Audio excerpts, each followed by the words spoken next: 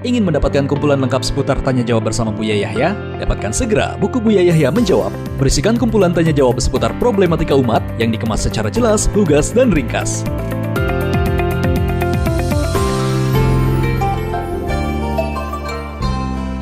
Assalamualaikum warahmatullahi wabarakatuh.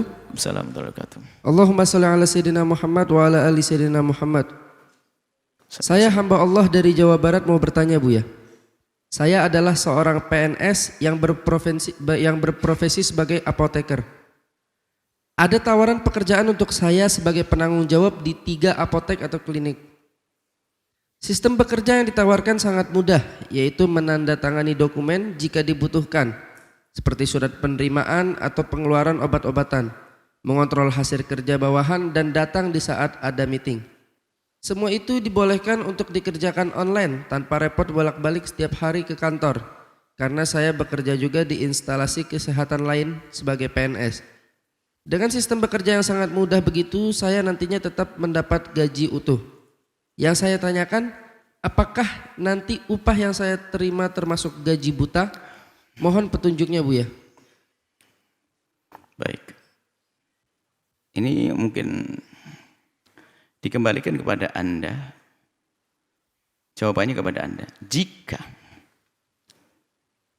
Anda ditunjuk sebagai pengawas itu memang untuk pengawas, jadi begini, mungkin sebuah apotek atau klinik, dia itu harus ada sesuatu, misalnya datangnya obat atau yang lainnya itu harus resmi, benar, tidak melanggar peraturan.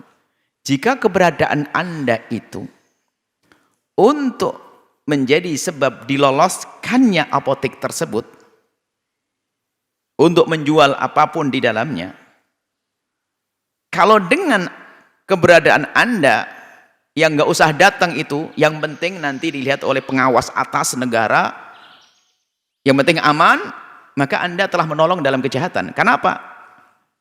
Anda dengan keberadaan Anda kan dipercaya oleh negara. Mungkin kalau seperti ini.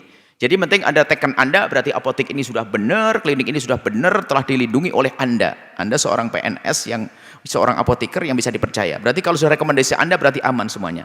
Sementara fungsi Anda seharusnya ngontrol, yang tidak boleh masuk, tidak boleh masuk. Ini. Kalau ternyata fungsi Anda seharusnya seperti itu, ternyata Anda hanya tanda tangan saja, ini termasuk kong kali kong, kerjasama yang tidak baik. Mungkin sebuah apotek yang pengen jual obat bebas yang nggak benar, hanya pengen direkomendasi oleh Anda atau dilegitimasi oleh Anda atau dilindungi oleh Anda, tanda tangan Anda.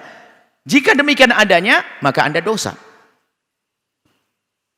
Karena Anda menjadikan apotek itu menjadi apotek yang bebas, legal secara hukum, tapi liar di dalam menjual. Karena apa? Anda tidak mengontrol. Kalau tugas itu seperti itu.